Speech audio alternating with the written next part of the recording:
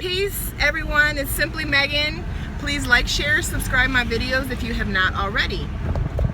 I'm going to do an intro to astrology 101 type of video. I just wanted to talk about some basics, some fundamentals, foundation. I think that a lot of people don't really understand astrology and how deep it is and how layered it is. So I kind of just want to give some basic blocks so that, you know, people can kind of have a little bit more knowledge. In the type of astrology that I subscribe, traditional 12 sign, I understand that there's 13 sign astrology and Vedic and other different flavors and varieties, and I think that all of those are great. I think that they're all true and they're all relevant, and I think that, you know, whatever is true to a person is what is true. Anyways, basically in astrology, as with the world around us, things mirror each other. So just like we have four main elements: earth, fire, water, and air, and also energy, but that's a whole nother video.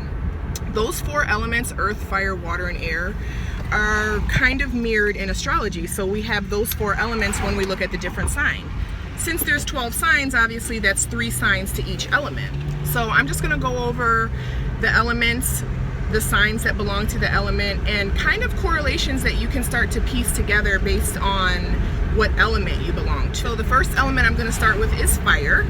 And fire, obviously, in our world is represented by the sun. It's what brings us illumination, it brings us light.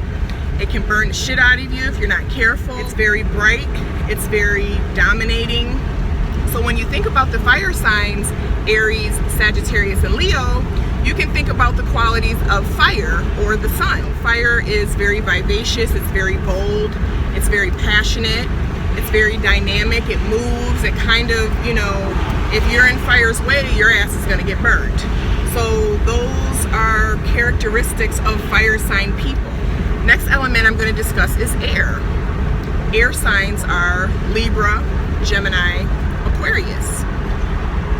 We need air to breathe. We have to have it. We can't survive without air. Air is not necessarily seen, but definitely felt and definitely relied and depended on heavily. We need air. We need our breath to be able to sustain. When you think about air signs, you think about, you know, the kind of changeable nature. Air is everywhere. It's all around us. It's a very mental type of energy. It's very cerebral. Air signs can be a little bit flighty maybe. And then air signs are also just a little bit non-committed because, you know, air is ever changing. Air moves. Air is dynamic. When you think about fire and air together, air fuels fire. So when you think about fire and air signs, those are typically the energies that you're going to find more compatible with each other. And I'll talk about what I mean about that in a moment. The next element that I'm going to discuss is the earth element. Obviously, when you look at the earth, it's solid, it's stable, it's stubborn, it doesn't budge. You got to get heavy machinery and tools to dig into it and manipulate it. These are your earth signs. These are your Capricorns, your Virgos, and your Tauruses. They're very, this is who I am, this is where I'm staying, this is my stance, this is my position, I'm not budging. Think about the characteristics of earth. You can intuitively gather characteristics of earth signs in general. And the last element that I'm going to discuss is water. You think about water, of course we need water to survive.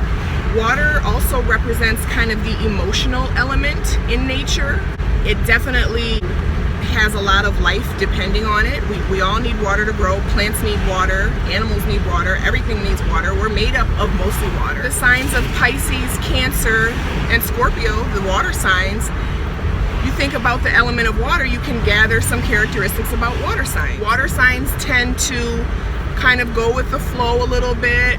They rely more on their emotional intuition, and they kind of seep in, you know, they kind of seep in and they're able, you know, and water is a very tough element. There's so many different variations of water depending on the environment. So if water's cold, it's ice, it's hard.